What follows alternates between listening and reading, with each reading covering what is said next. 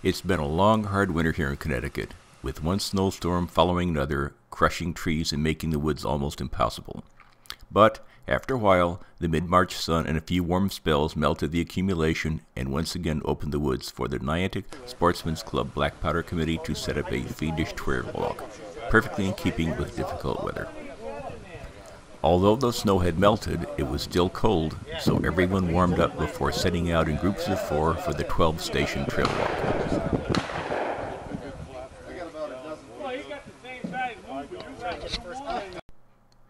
The first station was a gong, hidden in the woods and almost impossible to see because it blended in so well with the winter bracken. No, looks like just to the right. As you can see, it was hidden so well that it was also hard for the shooters to tell if they actually hit it. I hit it. Station 2 was a relief because we could actually see the small bowling pin hanging from a branch, and at least it moved enough so we could tell when it was hit.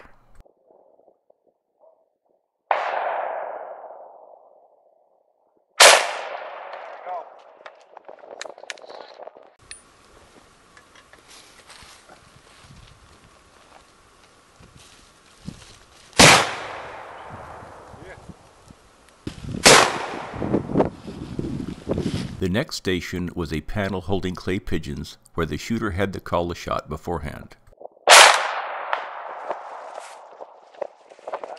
There you go. Good shot. The Station 4 running bear was a fun target, but you had to hit the small panel while the bear was between the 2 markers, and that didn't give the shooter much time.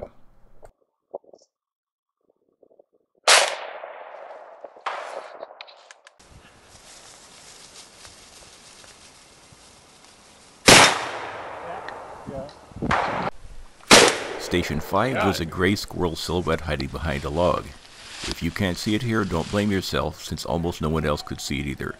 The only reliable way to see if it was hit is to watch the rope reset line jump a little after the shot. So you got 3 of those? Where did you get them from? There you go. Station 6 offered the shooter a choice of different size swingers. The smallest one was about 1 inch in diameter. Most shooters opted for the large discs, but at least one hit the smallest. You got it! In another shooter's choice situation, 2 targets were available. Like many others, they were stuffed way back behind brush, so there was only a small window where one could get a clear shot. Again, it's very hard to see if they were hit.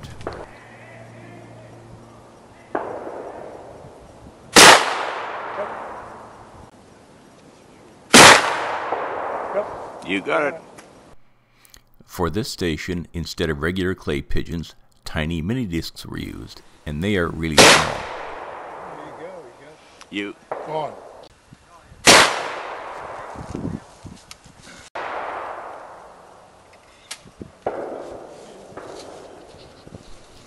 Flintlocks are usually very reliable, but the flint may have to be fixed after a number of shots.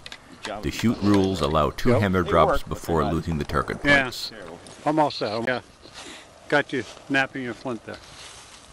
A little more education. You caught me napping. I caught you napping.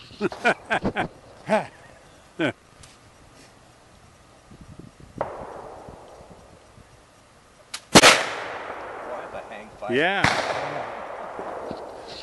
Well.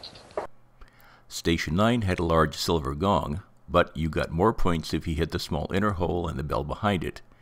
If you called the shot for the bell and hit the gong instead, you got nothing. The same thing if you accidentally hit the small hole while aiming for the gong. Station 10 had a squirrel which ran along the line shown here, and he was small and ran pretty fast. Got it. Station 11 was a card shoot. Each person took 2 shots into the same card, up to 4 points scored if both shots were within the card. Yeah, I can see that one. You got one. Yep.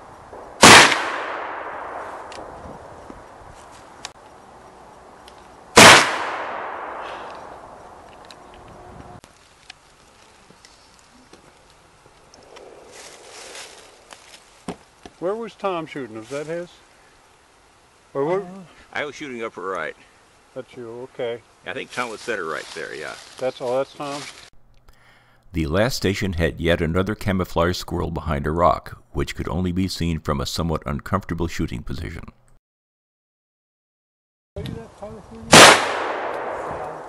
Got him. Get it.